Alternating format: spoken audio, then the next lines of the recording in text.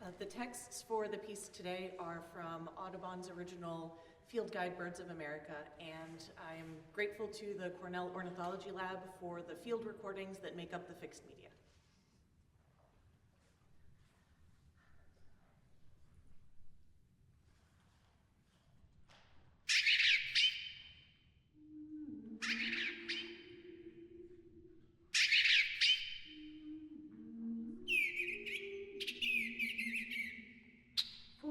Innocent vivacity, warning its ever-pleasing notes. It is one of the most agreeable of our favorite favorites. The pure azure of its mantle and the beautiful glow of its breast render it conspicuous. As it flits through the orchards, crosses the fields or meadows, or hops along by the roadside, recollecting the little box made for it as it sits on the roof of the house, the barn, or the fenced gate. It remains even during winter,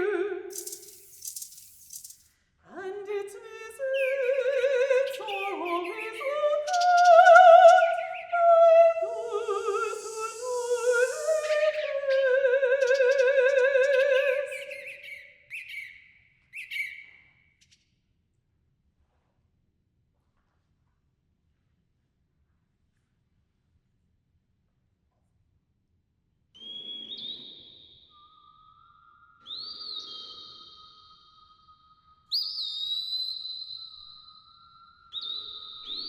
It is in the darkest and most gloomy retreats of the forest that the wood pewee is found during the season which it spends with us.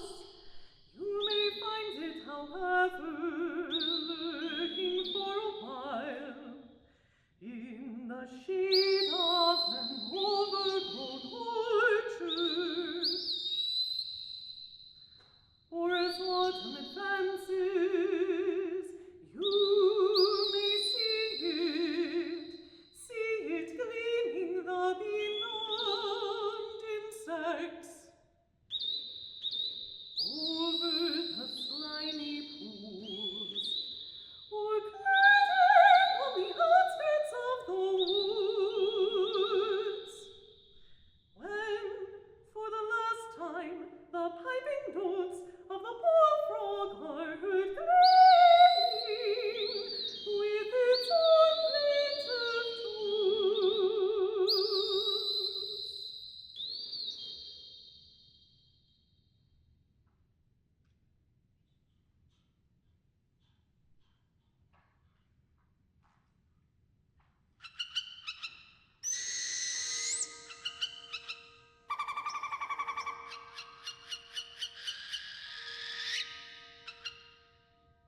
It is always disagreeable to an author to come forward when she has little of importance to communicate to the reader.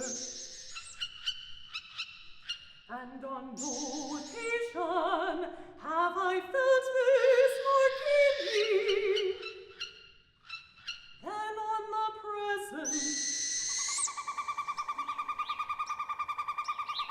when introducing to your notice an owl of which the habits, although unknown to me, must be highly